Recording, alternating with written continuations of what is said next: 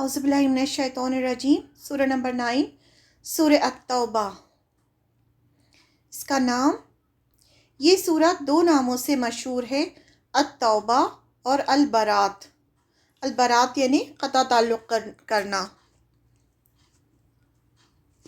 التوبہ کیونکہ اس میں اہل ایمان کے قصوروں کی توبہ اور معافی کا ذکر ہے، آیت نمبر 102 اور 118 میں۔ دوسرا برات اس لیے کہ اس کے شروع میں مشرکین سے بری و ذمہ ہونے کا ذکر ہے۔ برات سورہ کا پہلا ورڈ بھی ہے۔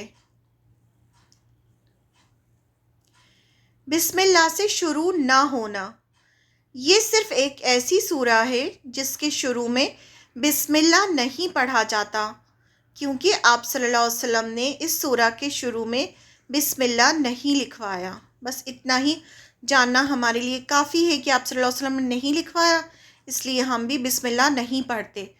اور بھی دوسرے ریزن جو لوگوں نے ڈھونڈنے کی کوشش کی ہے وہ یہ ہیں کہ اس کی جو شروع کی جو آیتیں ہیں اس میں اللہ کی رحمت نہیں ہے، اللہ کی ناراضگی ہے، تو اس وجہ سے بسم اللہ کا مطلب اللہ کی رحمت ہوتا ہے کہ اللہ کے نام سے شروع جو بہت مہربان نہایت رحم کرنے والا ہے۔ تو اس میں جو ہے جو مشرکین ہیں ان سے بری و ذمہ، اللہ تعالیٰ کہتے ہیں کہ ان سے جو ہے ہم بری و ذمہ ہیں، تو اس وجہ سے اس کے شروع میں بسم اللہ نہیں ہے۔ سبجیکٹ اور پیریڈ آف ریویلیشن، اس سورہ میں 3 سبجیکٹس یا مضمون ہیں جو 3 الگ الگ وقت میں نازل ہوئے۔ 3 پارٹس میں یہ سورہ ڈیوائیڈڈ ہے۔ ہم ابھی صرف اس کا فرسٹ پارٹ دیکھیں گے۔ سورہ توبہ کا پہلا حصہ یعنی آیت نمبر 1 سے 37 تک ذوالقعدہ 9 ہجری میں نازل ہوا۔ نبی صلی اللہ علیہ وسلم اس سال حضرت ابوبکر صدیق رضی اللہ عنہ کو امیر الحج مقرر کر کے مکہ روانہ کر چکے تھے کہ قرآن کی یہ آیتیں نازل ہوئیں، تو آپ صلی اللہ علیہ وسلم نے فوراً حضرت علی رضی اللہ عنہ کو ان کے پیچھے بھیجا تاکہ حج کے موقع پر پورے عرب کے قبیلوں میں اسے سنائیں اور اس کے مطابق جو حکم بتایا گیا ہے اس کا اعلان کر دیں۔ 1 سے 37 آیت جو ہے اس میں مشرکین کو توبہ کی دعوت دی گئی ہے کہ وہ توبہ کر کے اسلام لے آئیں، نماز پڑھیں اور زکوٰۃ دیں، ورنہ جزیرۃ العرب چھوڑ کر چلے جائیں۔ آیت نمبر 1، پارہ نمبر 10، سورہ التوبہ۔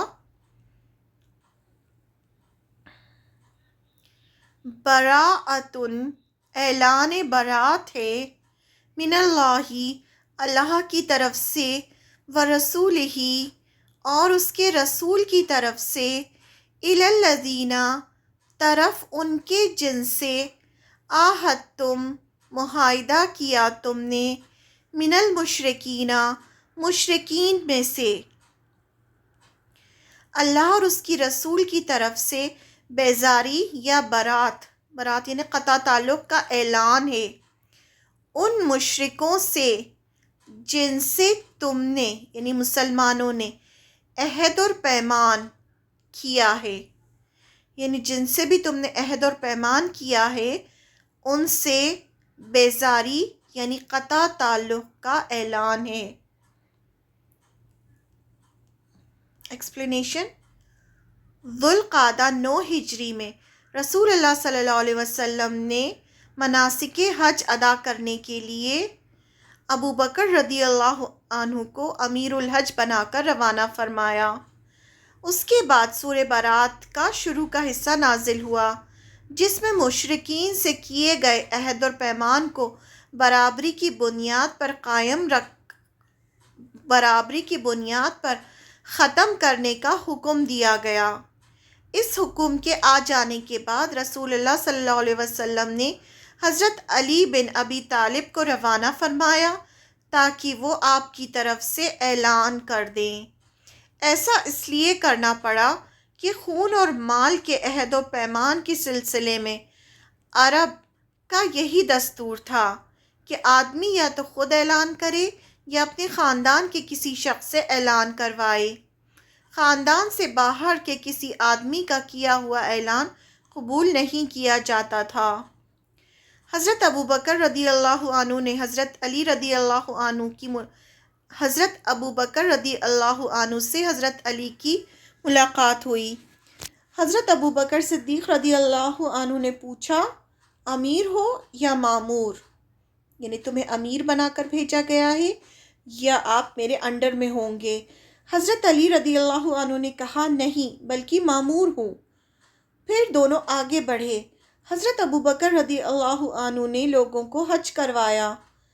جب 10ویں تاریخ یعنی قربانی کا دن آیا تو حضرت علی رضی اللہ عنہ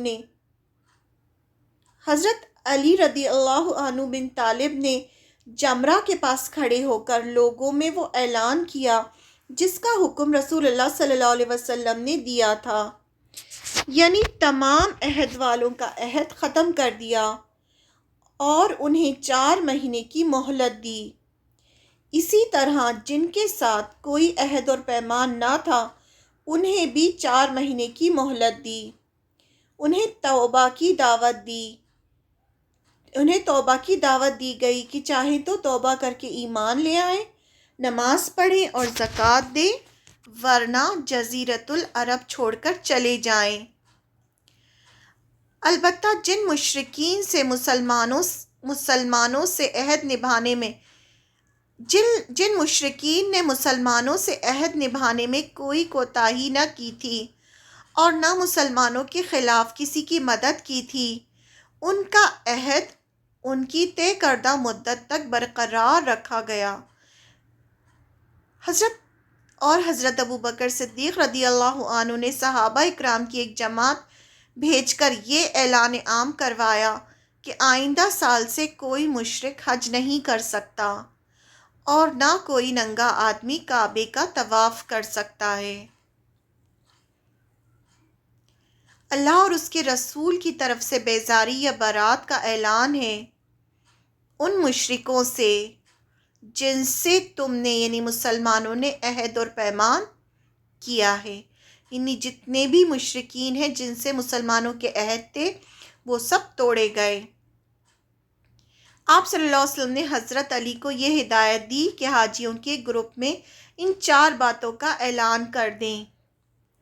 جنت میں کوئی ایسا شخص داخل نہیں ہوگا جو دین اسلام کو قبول کرنے سے انکار کرے گا۔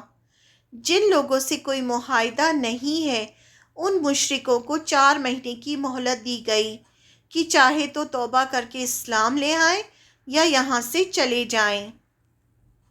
اس سال کے بعد کوئی مشرک حج نہیں کرے گا۔ کوئی شخص بیت اللہ کا طواف بغیر کپڑوں کے نہیں کرے گا۔